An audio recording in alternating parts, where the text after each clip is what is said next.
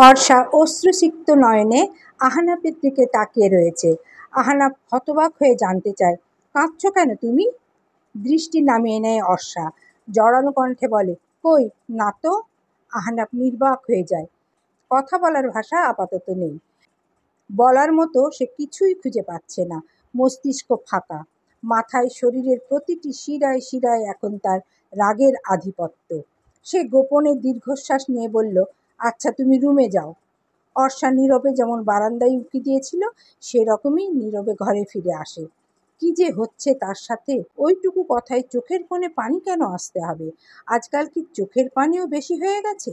দুঃখের সাথে সাথে বুঝি অশ্রুও পাল্লা দিয়ে বাড়ছে। বাড়ি ভর্তি এত মানুষ, তবুও তার নিজেকে বড্ড নিঃসঙ্গ একাকী লাগছে। ইচ্ছে করছিল বন্ধুদের থেকে যেতে বলবে, কিন্তু ওদেরও তো পরিবার, এছাড়া অন্যান্য কাজকর্ম থাকতে পারে। এসব ভেবেই মূলত সে এই আর্জি করেনি।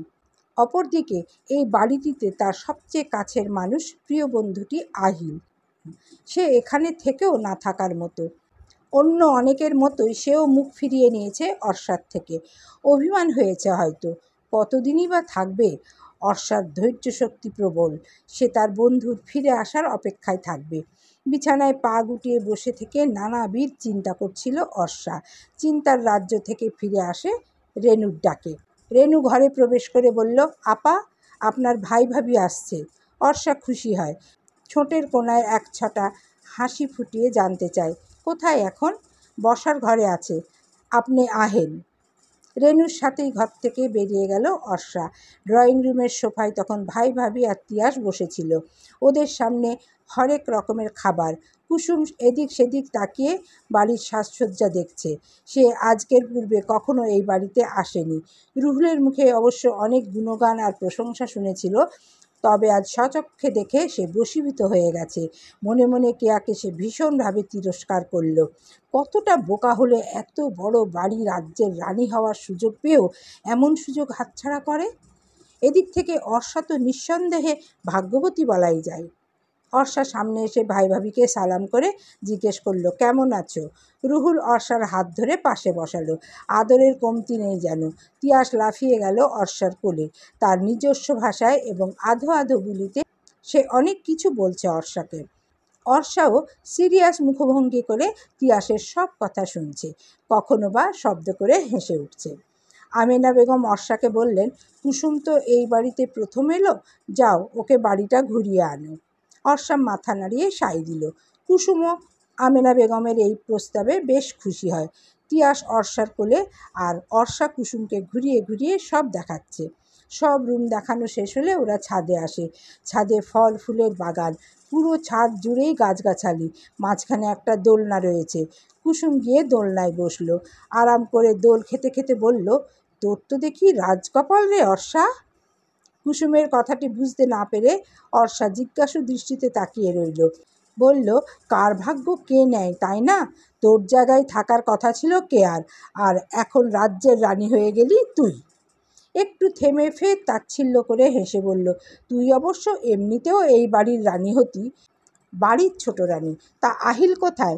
তোর শোকে দেবদাস হয়ে গেছে নিশ্চয়ই।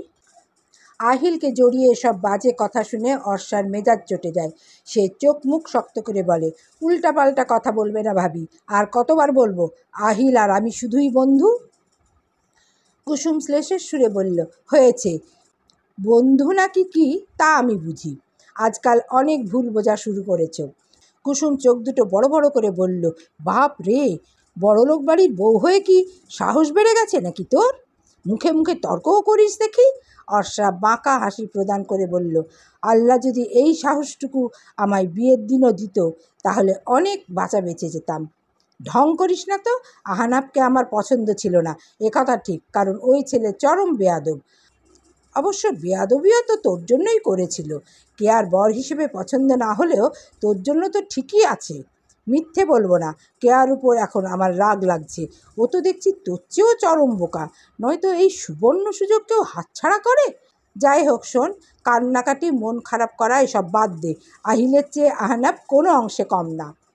কুসুমের নিচু মানসিকতার সামনে কিছু বলার মতো ভাষা খুঁজে পাচ্ছে না অর্ষা। সে নিশ্চুপ থেকে হার মানতে বাধ্য হয়। লোভী স্বার্থপর ব্যক্তিদের সাথে সত্য মিথ্যা নিয়ে তর্ক করা বৃথা। সে আদতে জানে তাদের অগোচরে অনেকেই হয়তো ভাবে আহিল এবং অর্ষার মাঝে অদৃশ্য অথবা নামহীন কোনো সম্পর্ক রয়েছে। তবে এসব চিন্তাভাবনা মিথ্যা বই, অন্য কিছুই নয়। মেয়েদের যে তৃতীয় নয়ন থাকে, এই নয়ন দ্বারা তার প্রতি আকৃষ্ট যে কোনো ছেলের হাবভাব, মনোভাব চট করেই ধরতে পারে। সেখানে এত কাছাকাছি থাকার পরও অর্ষা বুঝতে পারবে না? সে এটাও জানে মানুষের ভাবনার উপর জোর করা যায় না। যার যা ইচ্ছে ভাবুক, সত্যটা নিজেরা জানলেই হবে। ভাই ভাবি রাতের খাবার খেয়ে একেবারেই গেল। যাওয়ার পূর্বে রুহুল আমেনা বেগমকে বলল, আন্টি, আমি কিন্তু কাল সকাল সকালই আসব। এসে বোন আর জামাইকে আমার গরিবের বাড়িতে নিয়ে যাব। 2 দিন থাকবে ওরা আমার বাসায়। এই বাড়িতে এসে কুসুমেরও পরিবর্তন হয়েছে। সেও রুহুলের সাথে সহমত পোষণ করে হেসে হেসে বলল, হ্যাঁ, একদম কোনো বারণ শুনব না। আমরা আমাদের সাধ্যের মধ্যে ননদ আর ননদ জামাইকে আপ্যায়ন করব, কোনো ত্রুটি রাখব না। আমেনা বেগম হেসে বললেন, তোমাদের বোন জামাই, তোমরা নেবে, সমস্যা কি? ধনী গরিব কিছুই না রুহুল, আন্তরিকতা আর ব্যবহারই আসল। রুহুল সন্তুষ্ট চিত্তে হাসল। যাওয়ার পূর্বে তিয়াসকে অর্ষার কোল থেকে নিয়ে অর্ষার মাথায় হাত বুলিয়ে দিয়ে বলল, সকালে তৈরি থাকিস কেমন? অর্ষা ঘাড় নাড়িয়ে সাই দিল। রুহুল ফের বলল, আহনাফ কোথায়? দেখছি না যে। অর্ষা নিচু স্বরে বলল, উনি বাইরে গেছে। ও আচ্ছা, ভালো মতো থাকিস, কাল দেখা হচ্ছে, সাবধানে যেও। ওরা চলে যাওয়ার পর অর্ষাকে নিয়ে নিজের ঘরে গেলেন আমেনা বেগম। জহির চৌধুরী শুয়েছিলেন। অর্ষা সালাম দেওয়ায় তিনি উঠে বসলেন। সালামের উত্তর নিয়ে বললেন, ওয়ালাইকুম আসসালাম মা, বসো। অর্ষা খাটের একপাশে বসল। তিনি জিজ্ঞেস করলেন, তোমার ভাই ভাবি চলে গেছে? জি। কি জানি ভেবে একটু চুপ থেকে তিনি শুধালেন, তুমি কি আমাদের উপর রেগে আছো?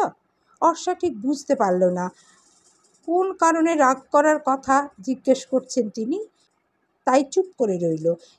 তিনি দীর্ঘশ্বাস নিয়ে বললেন, আসলে তখন কিছুই করার ছিল না মা, কি থেকে যে কি হয়ে গেল। তবে আমার ছেলেটা কিন্তু খারাপ নয়। কারণ জানতে পেরে অর্ষার বুক চিরেও দীর্ঘশ্বাস বেরিয়ে আসে। আসলে এই প্রসঙ্গে তার দীর্ঘ নিঃশ্বাস ত্যাগ করা ব্যতীত মুখ ফুটে বলার কিছু নেই।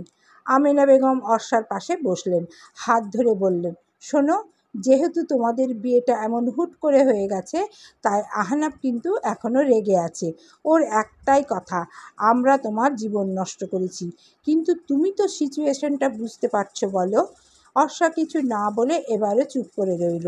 তিনি বললেন, আমরা তো ওকে তোমাদের বাসায় যাওয়ার কথা বলবই, যতটুকু মনে হয় রাজি হবে না। এক্ষেত্রে তুমি ওকে রাজি করাতে পারবে, তুমি বললে শুনবে। এই পর্যায়ে অর্ষা বলল, যেতে না চাইলে জোর করাটা কি ঠিক হবে? বিয়ের পর প্রথম বাবার বাড়ি যাচ্ছ, স্বামী ছাড়া একা যাওয়াটা খারাপ দেখায়। মানুষজন নানান ধরনের কথা বলবে। এমনিতেও এভাবে বিয়ে হওয়াতে কত কুৎসাই তো তারা রটাচ্ছে। তুমি শান্তভাবে বললেই রাজি হয়ে যাবে, পারবে না? অর্ষা ছোট করে বলল, আচ্ছা। রাতে খাবার টেবিলে আজ শুধু পরিবারের লোকজন। মেহমান সবাই আগেই খেয়ে শুয়ে পড়েছে। কাল সকাল সকাল সকলে নিজেদের বাড়িতে রওনা হবে, তাই খাওয়া দাওয়ার পাট আগেই চুকিয়ে ফেলেছে। আজ ডাইনিং রুমে আহিলও উপস্থিত, কিন্তু সবসময়ের মতো চঞ্চল নয়, একদম স্তব্ধ। না তাকালে ওর উপস্থিতিও বোঝা যাবে না। অপরদিকে আহনাফ গম্ভীর হয়ে বসে আছে। আফরিন আর অর্ষা সকলকে খাবার বেড়ে দেয়। জহির চৌধুরী বললেন, তোরাও বস। আমেনা বেগম চোখের ইশারায় জহির চৌধুরীকে প্রসঙ্গটি তুলতে বললেন। জহির চৌধুরী কেশে গলা পরিষ্কার করে বললেন, কোথায় চলে গেছিলে সন্ধ্যায়? আহনাফ খাচ্ছে চুপচাপ, মুখ না তুলেই গম্ভীর হয়ে বলল, বাইরে। কোনো দরকারি কাজ ছিল? দেখলে যে অর্ষার ভাই ভাবি এসেছে, বিদায় পর্যন্ত থাকা উচিত ছিল। আহনাফ নিশ্চুপ। তিনি একটু চুপ করে থেকে বললেন, যাই হোক, কাল সকালে অর্ষাকে আর তোমাকে নিতে আসবে রুহুল, তৈরি থেকো। আহনাফ খাওয়া থামিয়ে জিজ্ঞেস করল, নিতে আসবে মানে? মানে বিয়ের পর মেয়েরা যে বাপের বাড়ি যায়। নাইয়েরও যাই যে, আফরিনও তো এসেছিল। তো যাক, আমি কেন?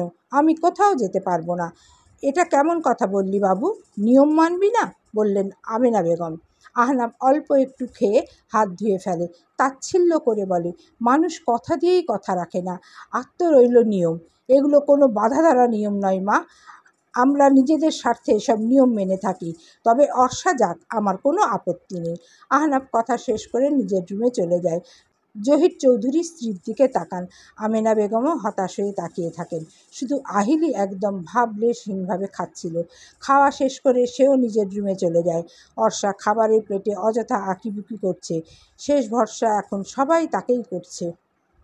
রেনু টেবিল গোছাতে গোছাতে বলল, আরে চিন্তা কইরেন না, অর্ষা আপারে তো আর ভাইজান রাগ দেখাইতে পারবে না। আপার প্রতি ভাইজানের অনেক মায়া। জহির চৌধুরী আর আমেনা বেগমকে নিয়ম করে খাওয়ার পরে ওষুধ খেতে হয়, তাই তারা নিজেদের রুমে চলে গেছেন। যাওয়ার পূর্বে সব কিছু পুনরায় বুঝিয়ে বলে গেছেন অর্ষাকে। এখন এখানে শুধু অর্ষা, আফরিন আর রেনু। রেনুর কথা শুনে আফরিন জিজ্ঞেস করল, তুমি কি করে জানলে? রেনু দাঁত বের করে হেসে বলে, আপনি যে কি কন না আপামনি, এসব কি জানুন লাগে, চোখ দেখলেই কওন যায়। বাব্বা, তুমি দেখি অন্তর্যামীও হয়ে গেছো। রেনু হাসল। আফরিন অর্ষাকে বলল, তুমি ঘরে যাও, ভাইয়াকে বলো গিয়ে। অর্ষা মাথা নাড়িয়ে রুমে চলে যায়। আহনাফ সোফায় বসে ল্যাপটপে কিছু করছিল। অর্ষা কিভাবে কথা বলা শুরু করবে বুঝতে পারছে না। শাড়ির আঁচল ধরে আঙুলে পেঁচাচ্ছিল। আহনাফ একবার ওর দিকে তাকিয়ে জিজ্ঞেস করলো, আজও কি সোফায় ঘুমাবে? প্রশ্ন শুনে অর্ষা ফ্যাল করে তাকিয়ে থাকে। আহনাফ বলল, তাহলে আমি উঠে যেতাম এখান থেকে। সোফাতেই ঘুমাবো। আচ্ছা, বলে আহনাফ বিছানায় চলে যায়। অর্ষা সোফায় গিয়ে বসে। অনেকক্ষণ যাবৎ চুপ করে থেকে মনে সাহস সঞ্চয় করে। কণ্ঠ পরিষ্কার করে বলে, একটা কথা বলতাম। আহনাফ ল্যাপটপে কাজ করতে করতেই বলল, বলো। আপনি আমাদের বাসায় যাবেন না কেন? এমনি। অর্ষা এতটাই সাহস সঞ্চয় করে ফেলেছিল যে ফড়ফড় করে বলা শুরু করলো, এমনি কেন? কে আপু থাকতো বলে? তার কথা মনে পড়বে বলে? আপনি না বলেছেন আপনি তাকে ভালোবাসেন না? তাহলে সমস্যা কোথায়? কেয়ার নাম শুনে মাথায় রক্ত উঠে যায় আহনাফের। অপমানের কথা মনে পড়ে যায়। দগদগে ঘা আরও দগদগে হয়ে ওঠে। সে ল্যাপটপ ছুঁড়ে মারে ফ্লোরে। অর্ষা ভয়ে চমকে যায়। আহনাফ চিৎকার করে বলে, তুমি কি পুরনো ঘা খুঁচিয়ে আরও অপমান করতে চাইছো আমায়? কেয়ার নাম কেন বললে? আমি বলেছি না ওর নাম আমার সামনে বলবে না। এমনিতেই তোমায় দেখলে মাথা ঠিক থাকে না। ওর কথা মনে হয় আর রাগে জিদ্দে ইচ্ছে করে নিজেকেই শেষ করি। তাও কেন? আমি যাব না তোমাদের বাসায়, সেটা একবারই বলে দিয়েছি, সবার সামনে বলেছি। তাও কেন যাব না, ইত্যাদি ইত্যাদি কেন জিজ্ঞাসা করা লাগবে বলো? অর্ষা ভয়ে কান্নাই করে ফেলে। পাশের ঘর থেকে আহিল অনেকক্ষণ যাবৎ সব শুনছিল, আর সহ্য করতে না পেরে সে এই ঘরে আসে। আহনাফ তখনও রাগে ফুঁসছিল। আহিল রুমে এসে কান্নারত অর্ষার দিকে তাকাই একবার। আহনাফের উপর রাগ দেখে চিৎকার করে বলে, তুমি ওর সাথে এভাবে কেন কথা বলছো? ছোট ভাইকে দেখে ওর মাথা আরও গরম হয়ে যায়। অর্ষা উঠে এসে আহিলকে থামানোর চেষ্টা করে। ওদের ঝগড়া শুনে বাড়ির সবাইও এই ঘরে চলে আসে। পরিস্থিতিটা আগে বোঝার চেষ্টা করে। ক্ষিপ্ত আহিলকে ঘর থেকে নিয়ে যাওয়ার চেষ্টা করলে এক ঝটকায় হাত সরিয়ে নেয় আহিল। আহনাফ গম্ভীর কণ্ঠে বলে, তুই এখানে কেন এসেছিস? তুমি ওর সাথে খারাপ আচরণ কেন করছো? ওর দোষটা কোথায়? ও তো বিয়ে করার জন্য পাগল হয়ে যায়নি। যতদূর জানি দুই পরিবারের সম্মতিতেই বিয়ে হয়েছে। ওকে নিয়ে যখন তোমার এতই সমস্যা, তখন কেন না করনি? আহনাফের রাগে মাথার রগ কাঁপছে। সে কৈফিয়ত দিতে ইচ্ছুক নয়। সেদিনই তো সে হুঁশেই ছিল না, যখন জানলো কেয়া পালিয়েছে। এভাবে প্রতারণা করার, ঠকানোর তো কিছু ছিল না। আহিল অর্ষাকে ধমক দিয়ে বলল, বেরিয়ে আয় ঘর থেকে। অর্ষা আহত দৃষ্টিতে তাকায়। সে কি করে বেরিয়ে যাবে? আহিলকে সে কিভাবে বোঝাবে? এখন শুধু সে তার বন্ধুই নয়, বরং তার বড় ভাইয়ের বউ। অবস্থা বেগতিক দেখে বাবা মা আহিলকে জোর করে নিয়ে যায়। অর্ষা ফুঁপিয়ে ফুঁপিয়ে কাঁদতে থাকে। আহনাফের রাগ সীমা অতিক্রম করেছে। সে ক্ষুব্ধ হয়ে তাকিয়ে রয়েছে অর্ষার দিকে। রাগে ফুঁসে উঠে বলে, যেই মেয়ের প্রতি আমার চেয়ে আমার ভাইয়ের দরদ, মায়া, ভালোবাসা বেশি, তার সঙ্গে আমি সারা জীবন একসাথে থাকতে পারবো না। এটা বলে আহনাফ প্রয়োজনীয় জিনিসপত্র গোছাতে শুরু করে। অর্ষা কাঁদতে কাঁদতে বলে, আপনিও কি ভাবেন আহিলের সাথে আমার সম্পর্ক রয়েছে? আহনাফ এবার ধমক দিয়ে বলে, লিসেন, আমার ভাইকে আমি চিনি। ও যদি তোমায় ভালোবাসতো কিংবা তোমাদের মধ্যে কোনো সম্পর্ক থাকতো, তাহলে আর কেউ না জানলেও মা জানতো। আর মা সব জেনে শুনে তোমাকে আমার বউ করে আনতো না। শুনুন, আমার ভুল হয়েছে। আমি আর কখনো তার নাম বলবো না। আপনাকে আমাদের বাড়িতে যাওয়ার জন্য ফোর্সও করব না। প্লিজ আপনি আমার উপর রাগ করে সবাইকে ছেড়ে যাবেন না, এত রাতে বের হবেন না প্লিজ। আহনাফ আর কিছুই না বলে জিনিসপত্র নিয়ে তৎক্ষণাৎ বাড়ি থেকে বের হয়ে যায়। জহির চৌধুরী আমেনা বেগম অনেক থামানোর চেষ্টা করে, কিন্তু সে বাবা মা কারোরই বারণ শোনে না। জানালার কার্নিশে মাথা ঠেকিয়ে নীরবে অশ্রু বিসর্জন দিচ্ছে অর্ষা।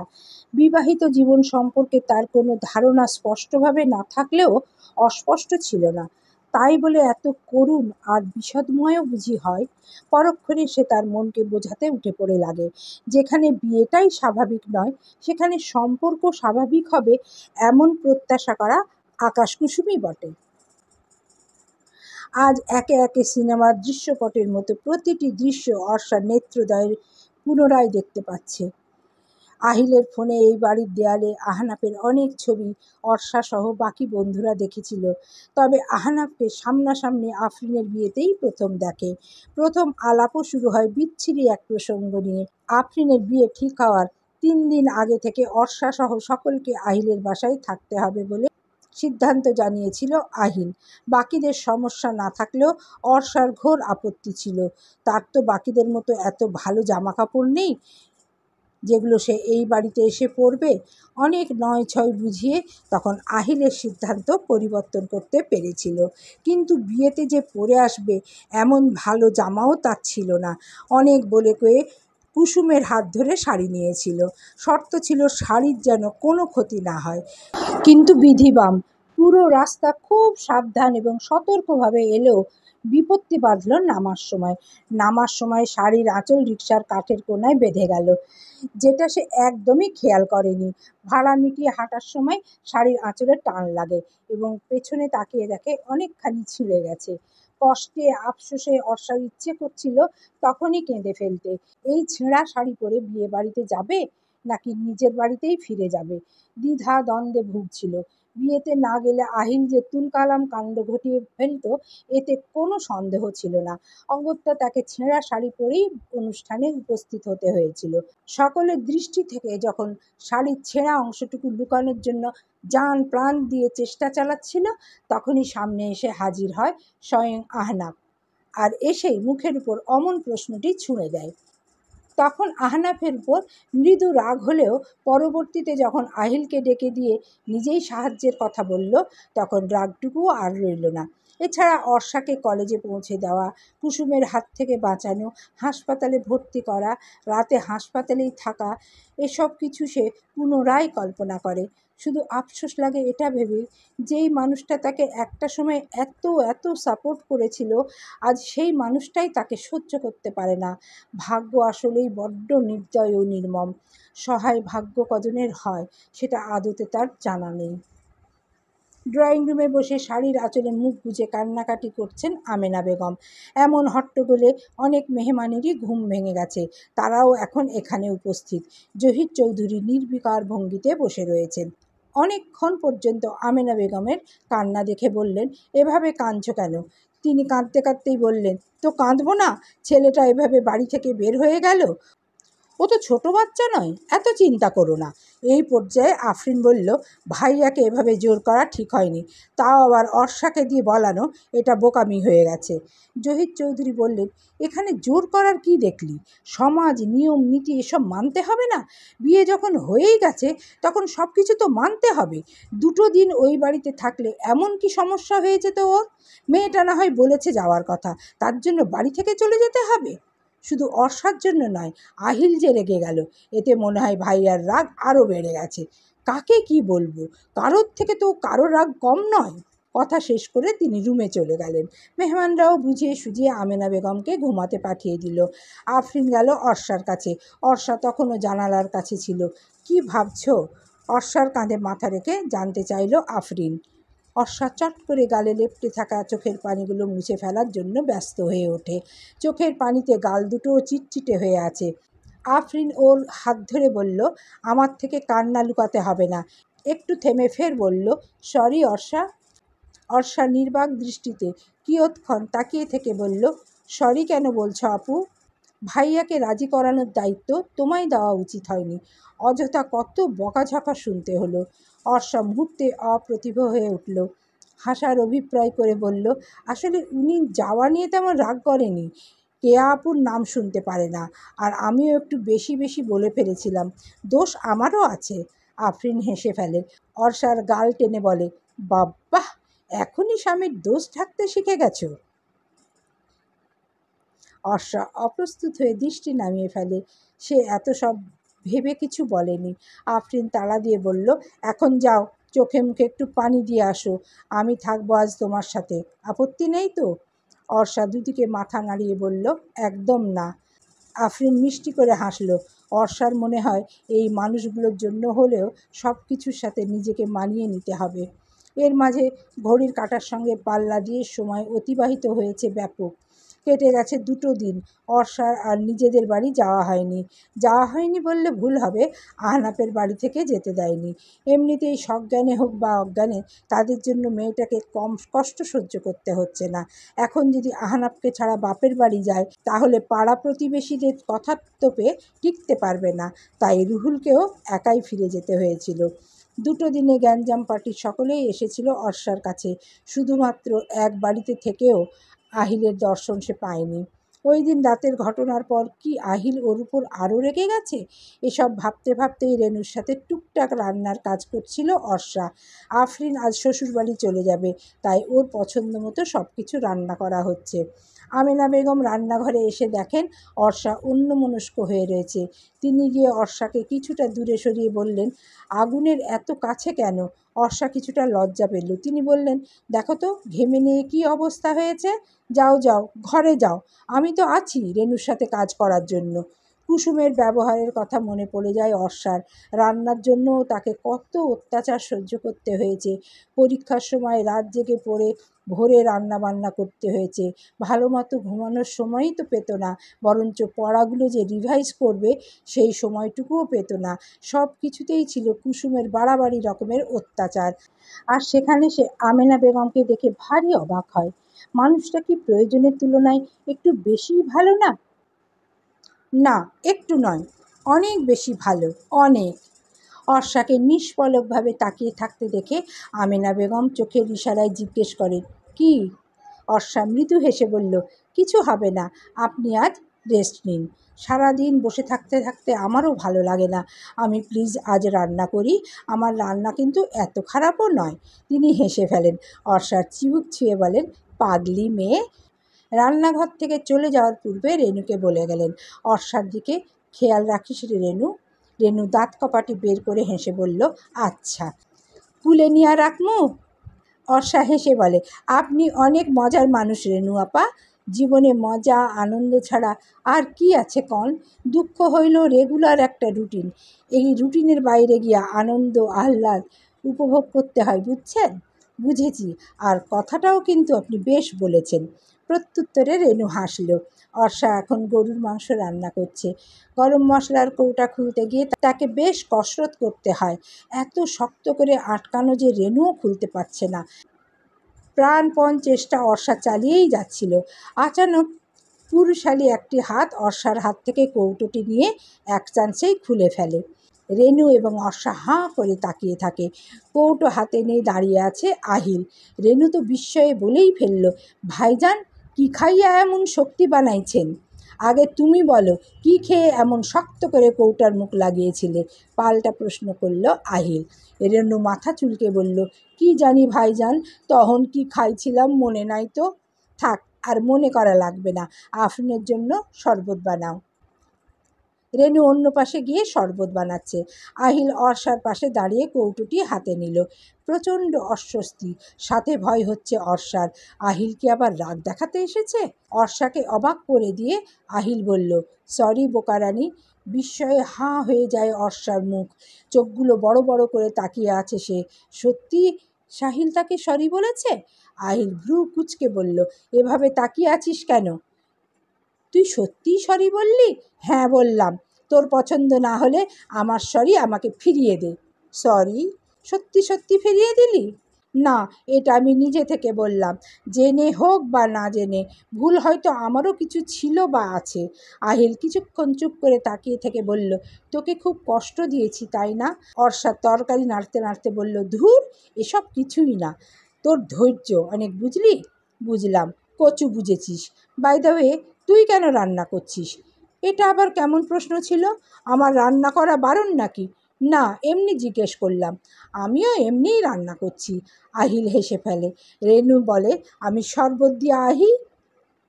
আহিল রেনুকে থামিয়ে বলল, আমিই যাচ্ছি, আপুর সাথে কথা আছে, গ্লাসটা আমায় দাও। অর্ষার দিকে তাকিয়ে মৃদু হেসে গ্লাস নিয়ে চলে যাচ্ছিল আহিল। আবার ফিরে এসে অর্ষার পাশে দাঁড়ায়। অর্ষা জিজ্ঞাসু দৃষ্টিতে তাকিয়ে থেকে প্রশ্ন করে, কি? আহিল অর্ষার মাথায় হাত বুলিয়ে দিয়ে বলল, তুই সবসময় হ্যাপি থাক, আমি এটাই চাই। অনেক দিন বাদে আহিলের থেকে সেই ভরসা, সেই পুরনো ভালো লাগার স্পর্শ মাথায় পেয়ে সত্যিকার অর্থে ঠোঁটে হাসি ফুটে ওঠে অর্ষার। সেই সাথে চোখ জোড়ায় টলমল করছে অশ্রু, খুশির অশ্রু। দুপুরে খাওয়ার সময় বিনা নেমন্তন্নে হাজির হয় গ্যাঞ্জাম পার্টির সকলে। সবেমাত্র বাড়ির সকলে খেতে বসেছিল তখন। দিদার লম্ফঝম্প দিয়ে চেয়ারে এসে বলে, বাপ রে, আজ এত আয়োজন! তোমরা জানতে নাকি আমরা যে আসবো? আফরিন বলল, ব্যাঙের মতো লাফালাফি না করে আগে চুপ করে বস। হাত ধুতে ধুতে আহিল জিজ্ঞেস করলো, এই সময়ে কি মনে করে? উত্তর দিল আশিক।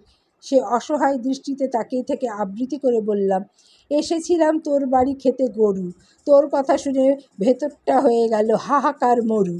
ওর কবিতা শুনে সকলে হেসে ফেলে। জহির চৌধুরী তো ঠাট্টার ছলে বলেই বসলেন, বুঝলে আশিক, অতি শীঘ্রই তোমার উচিত একক কবিতার বই বের করা। আশিক আনন্দে উচ্ছ্বসিত হয়ে বলল, তাই না আঙ্কেল? দেখলেন, আপনি আমার প্রতিভা ঠিকই বুঝলেন, কিন্তু যাদের সাথে আমার প্রত্যহ চলাফেরা, এরা কেউ এই পর্যন্ত বুঝলই না। আহা থাক, এতে মন খারাপ করো না, নিজের প্রতিভা বিকশিত করতে হবে। আশিক শার্টের কলার নাচিয়ে ভাব দেখিয়ে বলল, শোন শোন, সে কিছু। জুই মুখ ভেঙচি দিয়ে বলল, আঙ্কেলের কথার আসল মর্ম যদি তুই বুঝতি, তাহলে লজ্জায় লেজ গুটিয়ে পালাতি এখন। খ্যাক করে ওঠে আশিক, আন্টির বাচ্চা জুই, সারা জীবনেও ধ্বংস হবে না তোর আজাইরা গাইগুই। আমেনা বেগম ওদেরকে থামিয়ে বললেন, হয়েছে হয়েছে, ঝগড়াঝাটি বন্ধ করে এখন সকলে খাওয়াই মনোযোগ দে তো। আমি তো কোপ আগেই শুরু করে দিয়েছি। খাওয়ার সময় ঝগড়া করে টাইম ওয়েস্ট করে বোকারা। খেতে খেতে বলল দিদার। রেশমি বিড়বিড় করে বলল, তোর দ্বারা পেটুকের থেকে এটাই আশা করা যায়।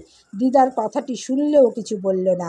আগে পেট পুড়ে খেয়ে পেটকে শান্তি করাই হচ্ছে আসল কাজের কাজ, বাকি সব কিছু নস্যি, অযথা।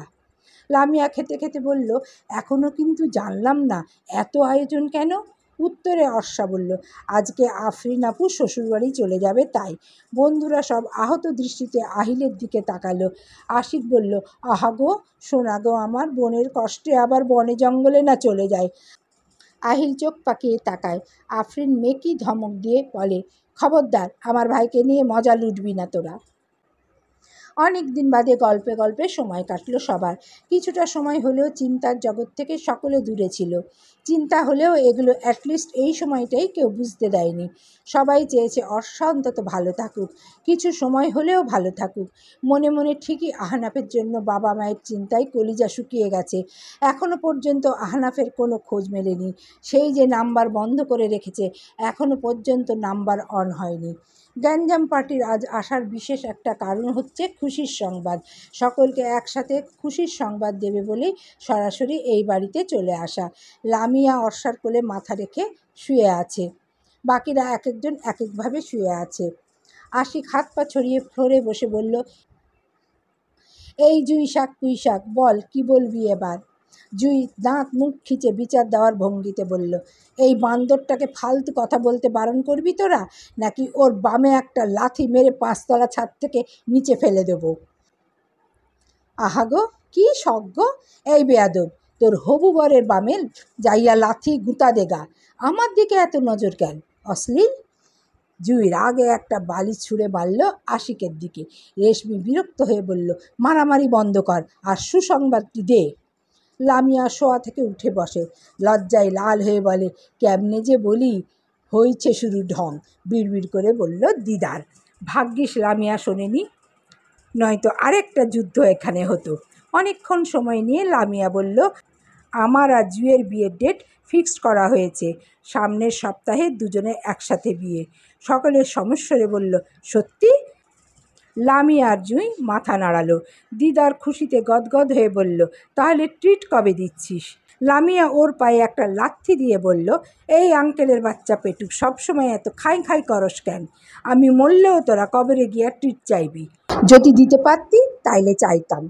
অর্ষা ঝগড়া বেশি দূর এগোতে না দিয়ে বলল, তাহলে তো তোরা দুজন এখন খুশিতে উঠতেছিস। রেশমি মন মরা হয়ে বলল, ওদেরই তো উড়ার সময়, মাঝখান থেকে আমি আমের আঁটি হিসাবে রয়ে গেলাম। আহিল রেশমিকে মৃদু ধাক্কা দিয়ে বলল, মন খারাপ করিস না, বিয়ে বাড়ি মানেই হচ্ছে ছেলে মেয়ের মেলা, একটা না একটা হিললে তো হয়ে যাবেই। হবে বলছিস? আলবাত। রেশমি হাসল। গ্যাঞ্জাম পার্টি এবার আলোচনায় মেতে উঠল। কে কি করবে, কে কোন গান গাইবে, কে কে গেট ধরবে, ইত্যাদি ইত্যাদি, আরও কত কি। সূর্যের কুসুমরাঙা হলদেটে রশ্মি ক্যাথিয়নের চোখের উপর পড়ায় সে গড়াগড়ি খেয়ে লাফ দিয়ে আহনাফের পিঠের উপর ওঠে, যার দরুন ঘুম ভেঙে যায় আহনাফেরও।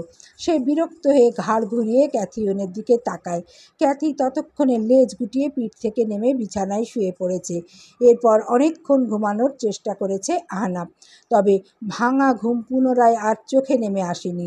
তাই কিছুক্ষণ বিছানায় গড়াগড়ি করে বিছানা ছেড়ে উঠে পড়ে। সেদিন রাতে বাড়ি থেকে বেরিয়ে সোজা বন্ধুর বাসায় চলে গেছিল। ভেবেছিল রাগ কমলে হয়তো বাড়ি ফিরবে, তবে রাগ কমার পর সিদ্ধান্ত বদলালো। কাউকে কিছু না বলেই ফের চলে এলো সুইজারল্যান্ড। আর সে বাংলাদেশের মুখোমুখি হচ্ছে না, এই দেশের মানুষগুলোকেই সে আপন করে নেবে। ফ্রেশ হয়ে এসে ভাবল, বাড়িতে একটা ফোন করবে।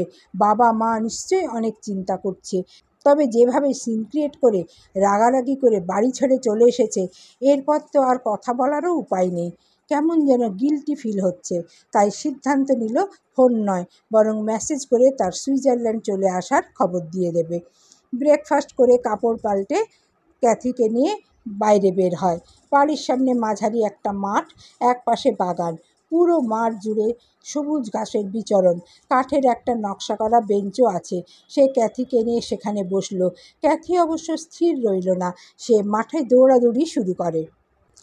আহনাফ ফোন হাতে নিয়ে অনেকক্ষণ বসে থাকে। এরপর হোয়াটসঅ্যাপে মায়ের নাম্বারে মেসেজ করে, আসসালামু আলাইকুম মা, কেমন আছো? আমার উপর হয়তো রেগে আছো, কিন্তু আমি নিরুপায়। আপাতত ফোনে কথা বলার মতো পরিস্থিতিতে আমি নেই, তাই ফোন না দিয়ে মেসেজ দিলাম। তোমরাও আপাতত কেউ আমাকে ফোন দিও না, আর দুশ্চিন্তা করো না, আমি সুইজারল্যান্ড চলে এসেছি। মেসেজটি পাঠিয়ে অনেকক্ষণ চুপ করে রইল আহনাফ। ভেতরে ভেতরে এখন গিল্টি ফিল হচ্ছে অর্ষার জন্য। এভাবে খারাপ ব্যবহার করাটা নিশ্চয়ই তার উচিত হয়নি। সেই সময়ে হানির মা এলি বাড়ি থেকে বের হয়। আহনাফকে দেখে এদিকেই এগিয়ে আসে। হেসে হেসে ইংরেজিতে বলে, আহনাফ, একা একা কেন? বউ কোথায়? আহনাফ কী বলবে এখন? বিয়ে ঠিক হওয়ার পর হানির বাবা মাকে সোশ্যাল মিডিয়ায় বিয়ের কথা জানিয়েছিল। বউকে সাথে নিয়েই তার সুইজারল্যান্ডে আসার কথা ছিল, কিন্তু ঘটনা তো ঘটে গেছে ভিন্ন কিছু। এলি পাশে বসে বলল, কি হয়েছে? তোমাকে এত আপসেট দেখাচ্ছে কেন? আহনাফ বিমর্ষ স্বরে বলল, অনেক কিছু হয়ে গেছে। Anything wrong? আহনাফ শুরু থেকে শেষ অবধি এলিকে সব বলে। এতক্ষণ মনোযোগী শ্রোতা হয়ে এলি সব শুনছিল। কিছুক্ষণ ভাবুক হয়ে বলে, সব বুঝলাম। এখানে তুমি এবং অর্ষা দুজনেই পরিস্থিতির শিকার। তোমার দিকটাও বুঝতে পারছি, কিন্তু ওই মেয়েটারও তো কোনো দোষ নেই। অ্যাটলিস্ট ওর সাথে এমন ব্যবহার করা উচিত হয়নি তোমার। এলির কথা শুনে আহনাফের অনুতাপ বাড়ে। সে মাথা নত করে বসে থাকে। কিছুক্ষণ মৌন থেকে জিজ্ঞেস করে, তাহলে আমার কি করা উচিত? ওকে সরি বলা উচিত। আহনাফ পড়ে যায় বিপাকে। সে কি করে অর্ষাকে সরি বলবে? অর্ষা তো ফোন ব্যবহার করে না। ওর সাথে কথা বলতে হলে বাবা কিংবা মায়ের ফোন দিয়ে কথা বলতে হবে। আর বাবা মাকে কি করে বলবে যে অর্ষার সাথে কথা বলতে চায়? বিষয়টি আরও বেশি অপ্রীতিকর এবং অস্বস্তিকর হয়ে যাবে। অর্ষাকে সরি বলার জন্য অন্য কোনো রাস্তা নেই বলে সরি যে আর বলা হবে না এটা বুঝতে পারে আহনাফ। তবে এ ব্যাপারে সে এলিকে কিছু বলল না। হানির কথা জিজ্ঞেস করে প্রসঙ্গ বদলালো। রাতে ঘুমাতে গিয়ে ঘরটাকে বড্ড ফাঁকা ফাঁকা মনে হলো অর্ষার। ঘরে সব কিছু আগের মতোই আছে, শুধু ঘরের মালিকই নেই।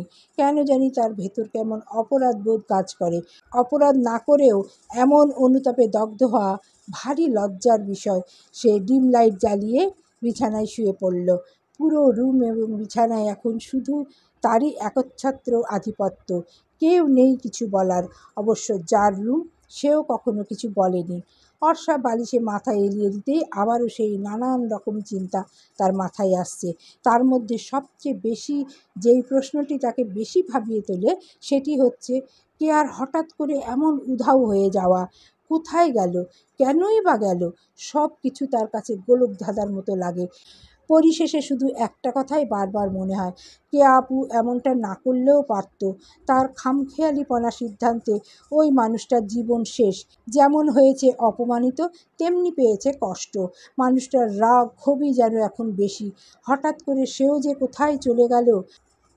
পরক্ষণেই সে মাথায় মৃদু আঘাত করে বলল, অর্ষা, তুই সত্যিই বোকা। শাশুড়ি না তখন বলল আহনাফ সুইজারল্যান্ড গেছে? যাক, সে যেখানেই থাকুক ভালো থাকুক। বন্ধুরা, পরবর্তী অংশ আবার পরে পড়ে শোনাবো তোমাদেরকে।